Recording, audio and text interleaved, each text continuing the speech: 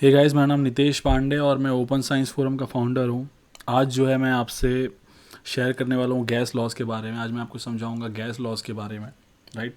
सो हम gas laws के बारे में जानें, जैसे कि Boyle's law, Charles law, Avogadro's law, Gay Lussac's law. उसके पहले एक सिंपल सा कोड समझ लेते हैं, जिससे ये जो गैस लॉज होते हैं उनको समझना जो है बहुत ही आसान हो जाता है। उनको जो याद रखना है खास करके काफ़ी आसान हो जाता है। तो सिंपल सा जो अल्फ़ाबेटिकल ऑर्डर है उसी को आपको याद रखना है, जैसे कि ए, बी, सी, डी और जी। बस अगर आप ये सिंपल सा कोड याद रखते हैं ए, बी, सी, डी, जी, तो बहुत आसानी से आप सारे लॉज याद रख पाएंगे। जैसे ए फॉर एप्पल नहीं हो गया एवोगाड्रोस लॉ, बी फॉर हो गया बॉयल्स लॉ, सी फॉर हो गया चार्ल्स लॉ, डी फॉर हो गया Dalton's law, Dalton's law of partial pressure, right. और जी से दो लॉज हो जाएंगे। एक हो जाएगा आपका ग्राहम्स लॉ ऑफ डिफ्यूजन, जो कि काफ़ी इम्पॉर्टेंट टॉपिक है, ग्राहम्स लॉ ऑफ डिफ्यूजन। और जो दूसरा हो जाएगा आपका वो हो जाएगा गे-लुसेक लॉ।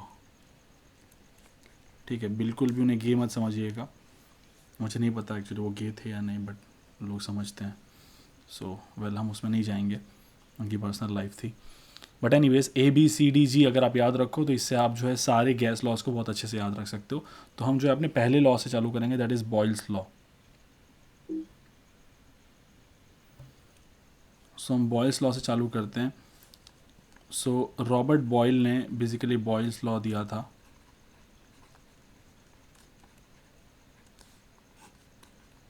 और उन्होंने जब गैसेस सिस्टम को स्टडी किया तो उन्होंने एक चीज़ ऑब्जर्व की कि प्रेशर जो है और वॉल्यूम वो दोनों इन्वर्सली प्रोपोर्शनल हैं अगर आप टेम्परेचर कांस्टेंट रखते हो तो,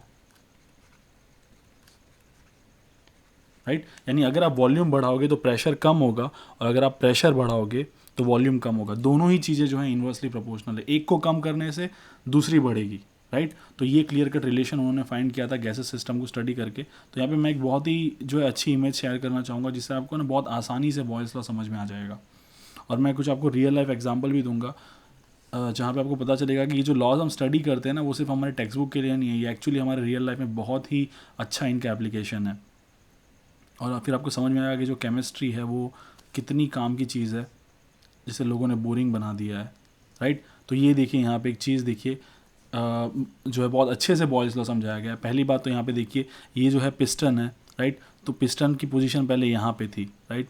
तब जो है वॉल्यूम था 1 लीटर और प्रेशर भी था 1 एटमॉस्फेयर। लेकिन जैसे ही आपने ऊपर से प्रेशर अप्लाई किया, अब जैसे ही आपने नीचे की तरफ दबाया, तो जैसे ही आप नीचे की तरफ दबाते हो तो क्या होता है कि पहली बात तो मैं बता देता हूँ कि प्रेशर क्या होता है। तो मान लीजिए आपके पास कोई कंटेनर है, उसके अंदर आपने गैस के पार्टिकल्स लिए या कोई भी गैस लिए, तो क्या होता है, जैसे मैंने आपको, आप जो है मेरा काइनेटिक मॉलिक्यूलर थ्योरी का वीडियोस देख सकते हो, जिसके अंदर सबसे पहला पॉइंट था कि gas is a collection of random particles. यानी गैस के अंदर बहुत सारे रैंडम पार्टिकल्स होते हैं जो लगातार एक दूसरे से टकराते रहते हैं। प्लस अगर आप उनको एक कंटेनर में रखोगे तो उस कंटेनर से भी टकराएंगे, लगातार उस कंटेनर की दीवार से टकराएंगे। तो जब ये गैस के पार्टिकल्स इस तरह से कंटेनर से टकराते हैं, तो वो जो फोर्स होता है, वो जो कोलिजन का फोर्स होता है, वो जो फोर्स जनरेट करता है उसे हम प्रेशर कहते हैं। This is the definition of pressure. So pressure is the force exerted by the particles which are in random motion when they collide with the wall of the surface और the container. तो जिस भी बर्तन या container के अंदर आपने उनको भर के रखा है, तो जब वो पार्टिकल, गैस के पार्टिकल, बहुत सारे गैस के पार्टिकल जब उस कंटेनर की दीवार से टकराते हैं और वो जो फोर्स दीवार फील करती है उसे हम बोलते हैं प्रेशर, राइट। तो ऑब्वियसली क्या होता है, जब आप कंप्रेस कर रहे हो, दबा रहे हो, तो आप क्या कर रहे हो, वॉल्यूम कम कर रहे हो। तो जब आप वॉल्यूम कम करते हो ना, तो ये पार्टिकल्स जो होते हैं ना, वो और तेज़ी से जो है दीवार से टकराते हैं। जिस दीवार में, जिस कंटेनर में आपके अंदर आपने उनको भर के रखा है, जब आप वॉल्यूम कम करते हो तो और ज़्यादा तेज़ी से वो टकराते हैं। क्योंकि क्या है, जब वॉल्यूम ज़्यादा रहता है तो वो थोड़े घूम सकते हैं बाहर, क्योंकि उनके बीच में स्पेस ज़्यादा होता है, तो वो आसानी से मूव करते हैं। लेकिन जैसे ही आप वॉल्यूम कम कर देते हो तो जो है वो नज़दीक आ जाते हैं, प्लस वो दीवार के भी नज़दीक आ जाते हैं, और इसलिए वो बार बार दीवार से टकराते हैं। तो जितने ज़्यादा कोलिजन्स होंगे, याद रखिएगा, जितने ज़्यादा कोलिजन्स होंगे उतना ही ज़्यादा प्रेशर होगा। सो बेसिकली प्रेशर जो है ना वो हमेशा कोलिजन पे डिपेंड करता है। तो वॉल्यूम कम करने से क्या फ़र्क पड़ता है, जब आप वॉल्यूम कम करते हो एक्चुअली तो ये जो कोलिजन होते हैं ना, ये कोलिजन ये बढ़ जाते हैं, और इन कोलिजन के बढ़ने की वजह से प्रेशर जो है वो भी बढ़ जाता है। तो यहाँ पे आप देखिए कि जब वॉल्यूम हमने आधा कर दिया, तो वॉल्यूम जो है वो डबल हो गया, यानी एक के कम करने से दूसरी चीज़ इंक्रीज हो रही है। इसीलिए जो रिलेशन है वो इन्वर्सली प्रोपोर्शनल है। P is inversely proportional to V at constant temperature. ये है आपका बॉयल्स लॉ।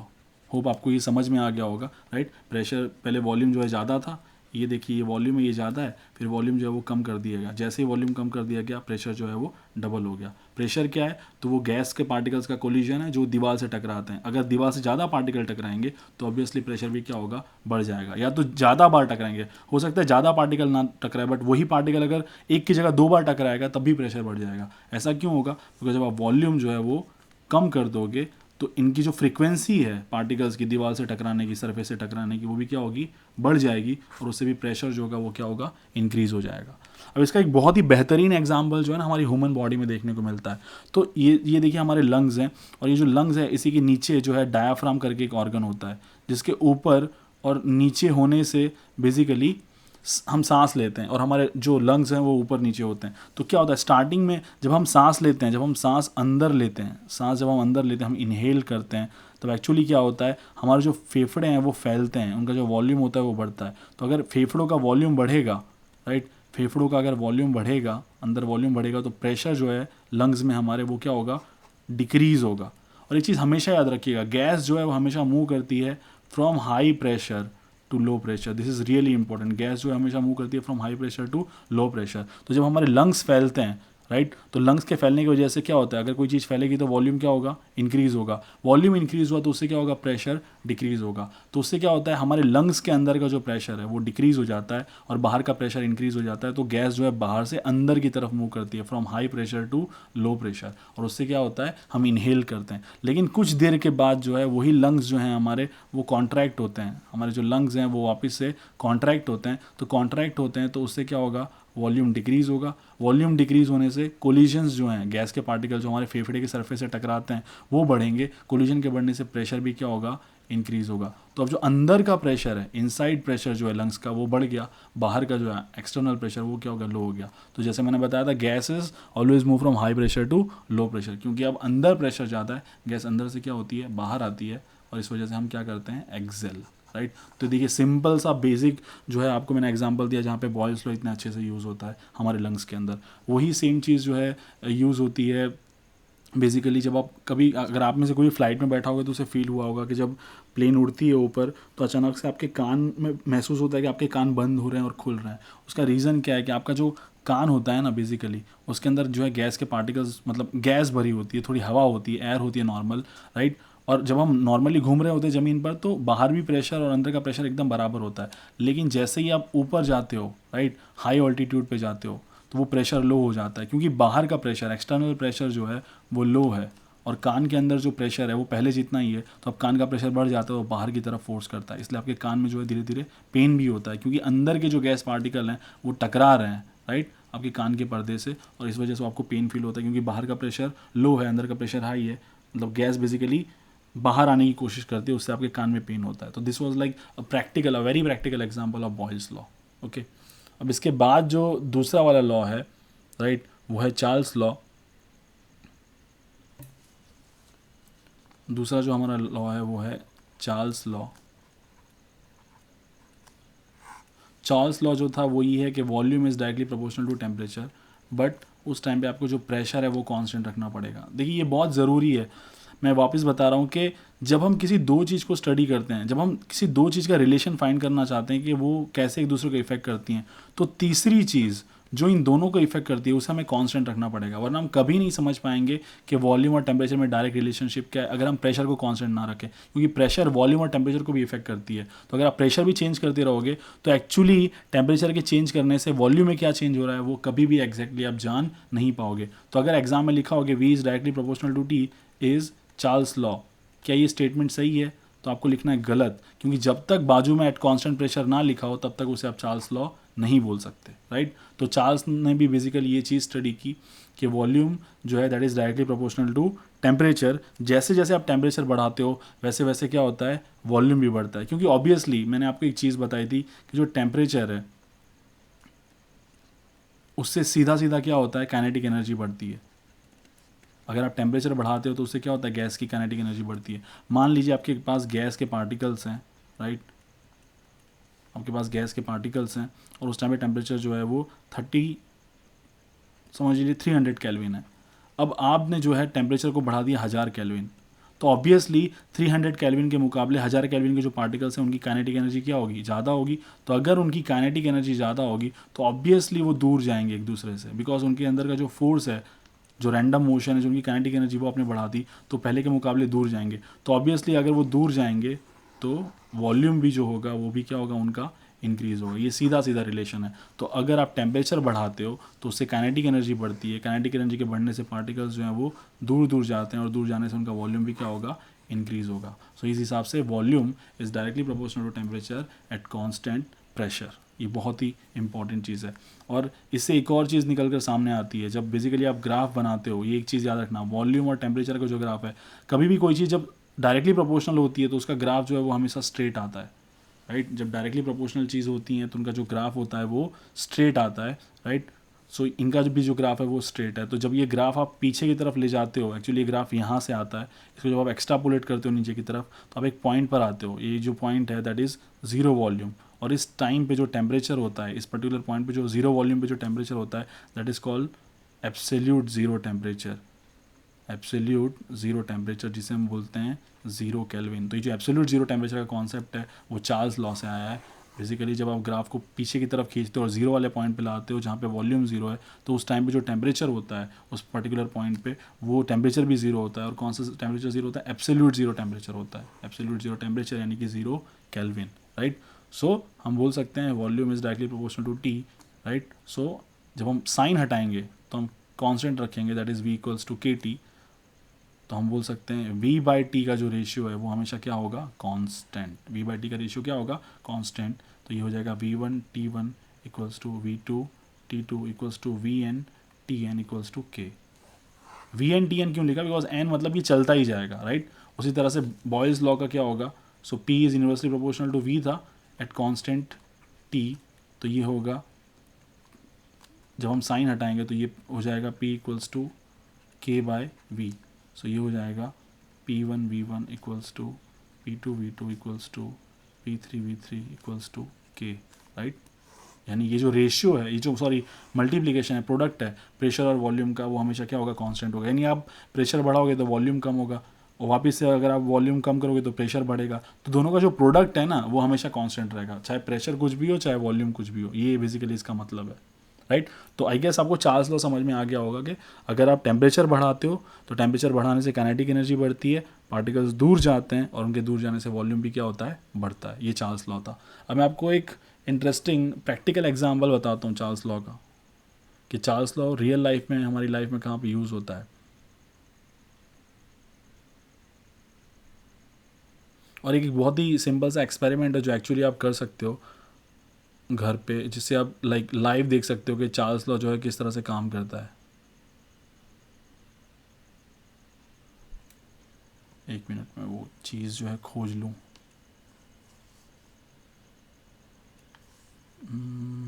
डेस्कटॉप पे रखी है मैंने चार्ल्स लॉ, मैंने उसको नाम दिया है यू से, शायद अनटाइटल्ड है वो एक्चुअली।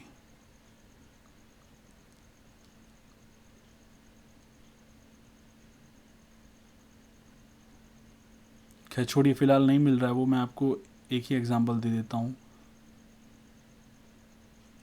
ये वाला, ठीक है।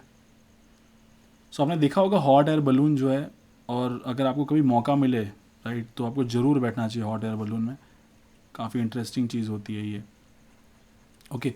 सो बेसिकली क्या होता है, आपको पता है कोई भी चीज़ जो है वो उड़ती कब है, वो राइज कब होती है, जब उस चीज़ की डेंसिटी जो है वो हमारे एयर की जो डेंसिटी है उससे लो हो, राइट। तो कोई भी आपने बलून देखा, इवन जो हाइड्रोजन के जो बलून्स होते हैं, जो हीलियम के बलून्स होते हैं जो उड़ते हैं, ऑब्वियसली हाइड्रोजन जो गैस है, हाइड्रोजन गैस जो है और हीलियम जो गैस है, ये जो गैसेज हैं ये बहुत लाइट हैं, राइट। इनकी जो डेंसिटी है वो एयर से इनकी जो डेंसिटी है वो एयर से ज़्यादा, वो कम है, उनकी जो डेंसिटी है वो एयर से क्या है, कम है। तो ऑब्वियसली जिस चीज़ की डेंसिटी कम होती है वही राइज करती है, राइट। जैसे गर्म हवा जो है ऊपर की तरफ उठती है, हमेशा ठंडी हवा नीचे की तरफ आती है, बिकॉज गर्म हवा की जो डेंसिटी है वो जो है किसी नॉर्मल हवा से आप कंपेयर करोगे जिसका टेम्परेचर जो उससे ज़्यादा है तो उसकी, सॉरी उससे कम है तो उसकी जो डेंसिटी क्या होगी, कम होगी। तो जो भी चीज़ डेंसिटी में हल्की होती है, जिसकी डेंसिटी कम होती है, वो हमेशा ऊपर की तरफ उठती है, राइट।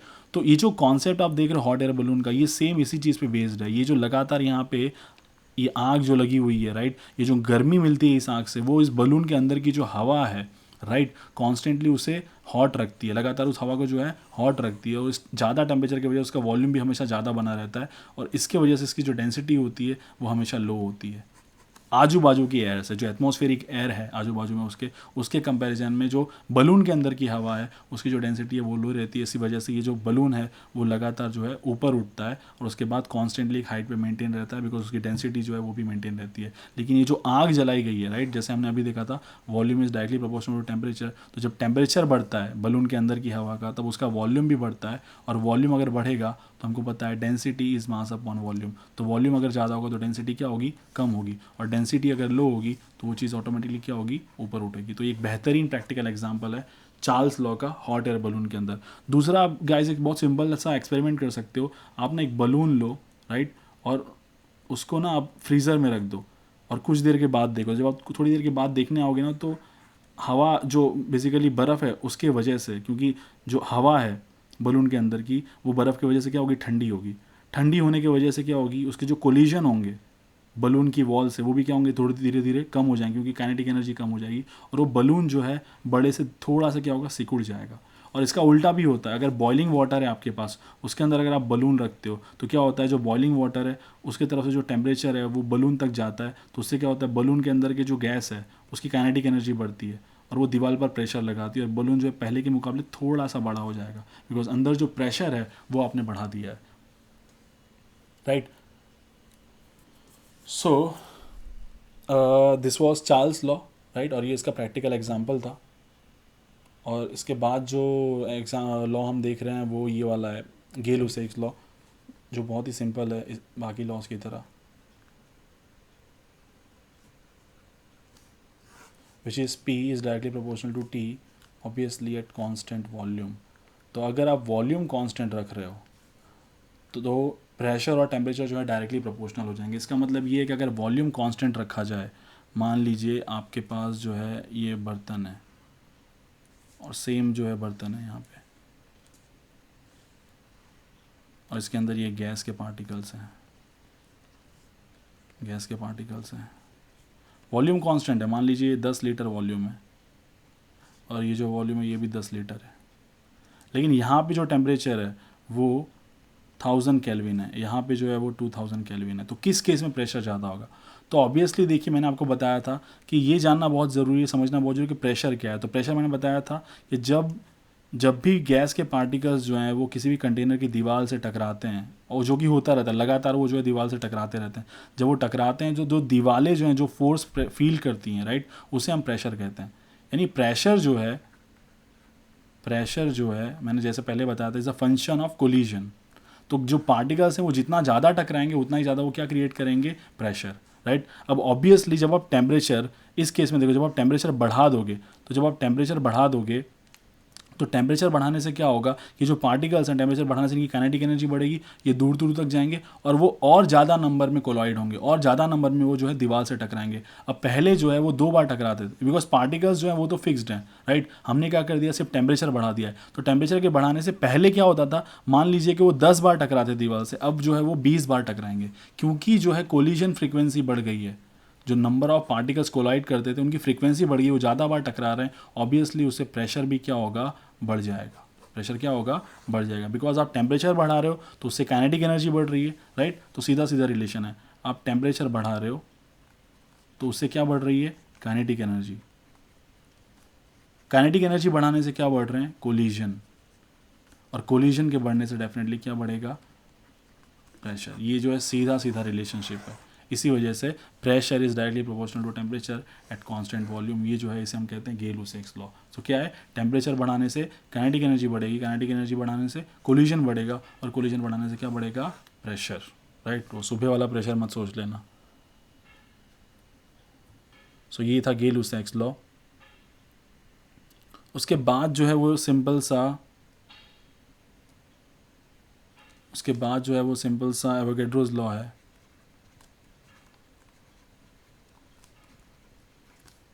जो है V is directly proportional to N at constant P, V and T, right. तो अगर प्रेशर, वॉल्यूम और टेम्परेचर आप कांस्टेंट रख रहे हो, राइट, सॉरी, प्रेशर और टेम्परेचर आप कांस्टेंट रख रहे हो, तो कोई भी गैस कितना वॉल्यूम ऑक्यूपाई करेगी वो सीधा सीधा उसके मोल्स पर डिपेंड करेगा, राइट। यानी अगर आपने मान लीजिए प्रेशर और टेम्परेचर कांस्टेंट रखा है, आप गैस के 2 मोल ले रहे हो, राइट, तो उसका वॉल्यूम मान लीजिए x है। लेकिन अगर आप 4 मोल ले रहे हो तो ऑब्वियसली वो क्या हो जाएगा, 2x हो जाएगा, बिकॉज आपने मोल डबल किए तो वॉल्यूम भी क्या हो जाएगा, डबल हो जाएगा। बिकॉज जब आप प्रेशर और टेम्परेचर कांस्टेंट रखोगे तो वॉल्यूम ऑब्वियसली डिपेंड करेगा टोटल नंबर ऑफ पार्टिकल्स पे। तो ये बहुत ही इंपॉर्टेंट चीज़ है। तो ऑब्वियसली यहाँ पे हम प्रोपोर्शनलिटी की साइन हटाएंगे तो हम कांस्टेंट रखेंगे v equals to K N, तो ये हो जाएगा v1 by n1 equals to k। सो v1 n1 equals to v2 n2 equals to vn nn equals to k। यानी volume upon number of moles का जो रेशियो है वो हमेशा कांस्टेंट रहेगा। This is Avogadro's law. तो इसके बेसिस पे काफ़ी एमसीक्यू आते हैं, जो है आगे हम चल के प्रैक्टिस जो सेशन होगा उसके अंदर देखेंगे। लेकिन एक सिंपल सा मैं एग्जांपल दे सकता हूँ कि मान लीजिए आपके पास जो है ये ऐसा सवाल है कि which one of them will have maximum volume, which one of them will have maximum volume. मान लीजिए आपको दिया है 11.2 लीटर H2, ए ऑप्शन है। बी जो है वो है 48 ग्राम N2। सी जो है वो है 3.2 इंटू 10⁻23 पार्टिकल्स ऑफ हीलियम, और डी जो है 11.2 लीटर O2, राइट। तो देखिए जैसा मैंने बताया था, वॉल्यूम जो है वो डिपेंड करता है नंबर ऑफ मोल्स पे। तो जिसके मोल्स ज़्यादा होंगे उसका वॉल्यूम भी ज़्यादा होगा। तो 11.2 लीटर यानी क्या होता है, हाफ मोल। 48 ग्राम में कितना होता है, क्योंकि नाइट्रोजन का वेट 28 ग्राम होता है, N2 का क्या होगा 48, तो 48 यानी क्या हुआ 1 मोल। 3.022 इंटू 10⁻23 का मतलब भी हुआ हाफ मोल। 11.2 लीटर का मतलब भी हुआ हाफ मोल। तो सबसे ज़्यादा मोल किस केस में, इस केस में, तो इसका वॉल्यूम क्या होगा, सबसे ज़्यादा होगा। That is Avogadro's law.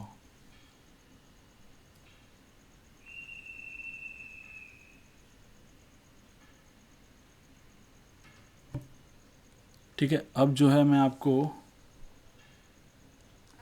एक सिंपल सा ग्राफ दिखा देता हूँ। एक सिंपल सा जो है वो इमेज है, बहुत ही अच्छा इमेज है एक्चुअली, जिससे आपको सारे लॉज जो है बहुत अच्छे से याद हो जाएंगे, और मतलब सारी समरी है उसके अंदर। और एक चीज़ आप हमेशा याद रखना, जैसे मैंने बताया था कि जो ग्राफ होता है डायरेक्टली प्रोपोर्शनल का, उसमें हमेशा स्ट्रेट लाइन आती है। ये देखिए, ये मैं आपको दिखाना चाहता हूँ, इसमें सारे लॉज हैं, ठीक है।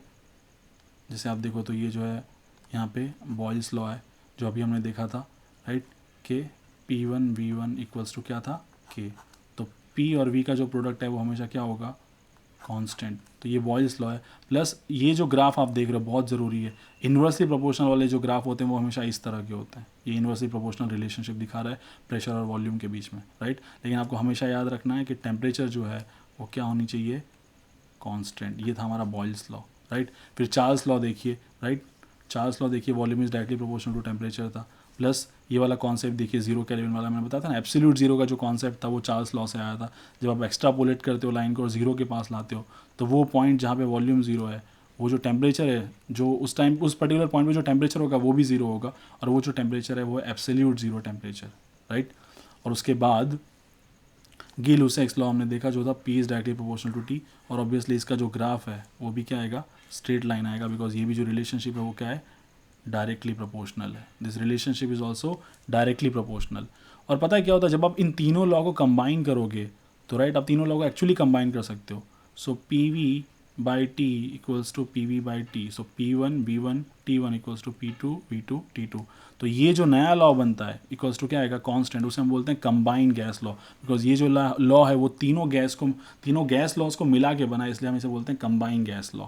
तो ये भी जो है आ सकता है एग्जाम में कंबाइंड गैस लॉ के बारे में, जिसमें कुछ नहीं करना है आपको, तीनों लॉज को जो है कंबाइन कर देना है। अब जो है बेसिकली हम डिराइव करेंगे आइडियल गैस इक्वेशन, जो कि बहुत ही सिंपल सी चीज़ है। देखिए इसमें ना आपको सिर्फ वॉल्यूम के अलग अलग रिलेशनशिप फाइंड करना है। तो वॉल्यूम और प्रेशर का रिलेशनशिप क्या है, तो volume is inversely proportional to P at constant temperature, ये था बॉयल्स लॉ। दूसरी रिलेशनशिप है कि volume is directly proportional to temperature at constant pressure, ये क्या था, चार्ल्स लॉ। और फिर एक था कि volume is directly proportional to N at constant P N T, ठीक है। तो मान लीजिए ये हमारा है इक्वेशन 1, ये जो है वो 2 है और ये 3 है। तो हम लिख सकते हैं अगर हम तीनों को कंबाइन करें एक साथ, कंबाइनिंग ऑल 3, अगर हम तीनों कंबाइन करें तो हम बोल सकते हैं ना V is directly proportional to N T by P. कहाँ से आया, because V is inversely proportional to P, V is directly proportional to T, V is directly proportional to N। तो इन तीनों को जो है, इन तीनों का जो रिलेशनशिप है वॉल्यूम से, उसको हमने कंबाइन कर दिया। तो क्या हो जाएगा वो, V is directly proportional to N, V is directly proportional to T and V is inversely proportional to P। तो जब हम ये प्रोपोर्शनलिटी हटाएंगे तो जो हम कांस्टेंट रखते हैं R रखते हैं, और उस R को बोला जाता है यूनिवर्सल गैस कांस्टेंट। क्या बोला जाता है, यूनिवर्सल गैस कांस्टेंट। तो ये हमारा इक्वेशन है। अब P को आपको इस तरफ ले लेना है, तो ये हो जा रहा है P V equals to N R T, और ये है आपका आइडियल गैस इक्वेशन। तो ये डिराइव करना बहुत ही आसान है। हमेशा याद रखना, वॉल्यूम के जितने भी रिलेशन हैं वॉल्यूम के, एक प्रेशर के साथ, एक टेम्परेचर के साथ और एक मोल्स के साथ, वो सीधा सीधा लिख देना है और तीनों रिलेशनशिप्स को आपको कंबाइन कर देना है। तो वो हो जाएगा V is directly proportional to N T by P. Proportionality जब आप साइन हटाओगे तो आप हमेशा कांस्टेंट रखते हो, और वो जो कांस्टेंट है वो है यूनिवर्सल गैस कांस्टेंट, यानी कि R, और जो P है उसे आप ऊपर ले लोगे तो ये हो जाएगा P V equals to N R T, जिसे हम बोलते हैं आइडियल गैस इक्वेशन। तो जो आइडियल गैस इक्वेशन है वो कहाँ से आया, ये तीनों लॉज जो हैं वो काइनेटिक मॉलिक्यूलर थियरी से आई हैं, राइट। जो ये मानती थी कि गैस के बीच में बिल्कुल भी इंटरेक्शन नहीं होता है, गैस के बीच में ना ही अट्रैक्टिव फोर्सेज होते हैं ना ही रिपल्सिव फोर्सेज होते हैं। तो ये जो लॉ है वो सिर्फ आइडियल गैस के लिए वर्क करता है, राइट। लेकिन जब हम रियल गैसेस के साथ काम करते हैं, जैसे हमारी नाइट्रोजन है, हाइड्रोजन है, ऑक्सीजन है, तब ये जो लॉ है वो सही तरीके से काम नहीं कर सकता, राइट। क्योंकि काइनेटिक मॉलिक्यूलर थियरी ने ये माना था कि गैस के पार्टिकल बिल्कुल भी एक दूसरे के साथ इंटरेक्ट नहीं करते, लेकिन रियलिटी में एक्चुअली उनके बीच में अट्रैक्शन होता है। तो क्योंकि एक गलत चीज़ हमने अज्यूम कर ली थी गैस के बारे में, इस वजह से ये जो मिसमैच देखने को मिलता है, जो कि आगे चल के सॉल्व हुआ जब वांडर वाल्स ने अपना एक अलग इक्वेशन दिया, इसे थोड़ा सा मॉडिफाई करके, राइट। सो आई गेस यहाँ तक जो है सारे लॉज जो हैं वो कवर हो चुके हैं। डाल्टन्स लॉ और ग्राहम्स लॉ ऑफ डिफ्यूजन जो है वो हम एक अलग लेक्चर में जो है उसे डिटेल में स्टडी करेंगे। सो इस वीडियो को देखने के लिए बहुत बहुत धन्यवाद। मैं जो है आपको एक छोटा सा अपना इंट्रोडक्शन देना चाहूँगा। जैसे मैंने पहले ही बताया था कि मेरा नाम नितेश पांडे है, मैं ओपन साइंस फोरम का फाउंडर हूँ, लेकिन साथ साथ मैं एक साइंटिस्ट भी हूँ। और लास्ट ईयर मुझे अर्ली करियर केमिस्ट अवार्ड मिला था, जिसकी वजह से मुझे हवाई जाने का मौका मिला था। पूरे वर्ल्ड से 40 यंग साइंटिस्ट सेलेक्ट हुए थे, जिसमें से मैं एक था। और मेरा जो रिसर्च था वो था thermodynamics and the possibility of life on extra terrestrial worlds, यानी पृथ्वी के बाहर कहाँ कहाँ पे जीवन पॉसिबल है या हो सकता है, और किस तरह से थर्मोडायनामिक्स की मदद करके हम ये बता सकते हैं कि कहाँ पे लाइफ पॉसिबल होगी। तो बेसिकली नासा जो है डेफिनेटली प्लान कर रहा है यूरोपा जाने के लिए, राइट। वो एनसेलेडस भी जाना चाहते हैं। दोनों जगह पे जो है हमें पानी जो है मिला है, मतलब हम जानते हैं कि पानी वहाँ पे एग्जिस्ट करता है सरफेस के नीचे लिक्विड फॉर्म में, राइट। और क्योंकि वहाँ पे ऑर्गेनिक केमिकल्स अगर हैं तो डेफिनेटली लाइफ की पॉसिबिलिटी वहाँ पे काफ़ी ज़्यादा है। लेकिन उन दो जगहों में से हम किस जगह पर जाएं वो काफ़ी हद तक डिपेंड करता है कि वहाँ पे जो है ऑर्गेनिक केमिस्ट्री किस तरह की है, और थर्मोडायनामिक्स की मदद से एक्चुअली हम बता सकते हैं कहाँ पे हमें जाना चाहिए और कहाँ पे लाइफ की पॉसिबिलिटी ज़्यादा होगी। ये जो है बेसिकली मैंने एक कॉन्सेप्ट दिया था जिसकी वजह से मेरा सिलेक्शन हुआ था। सो इस वीडियो को देखने के लिए बहुत बहुत शुक्रिया। और इनकेस आपको कोई भी डाउट हो तो आप डेफिनेटली कमेंट में लिख सकते हैं, मैं आपकी हेल्प ज़रूर करूँगा। और अगले वीडियो में जो है मैं आपको बताने वाला हूँ आइडियल गैस बिहेवियर के बारे में, deviations from ideal gas behaviour, van der Waals equation और ये सारी चीज़ें. Thank you so much.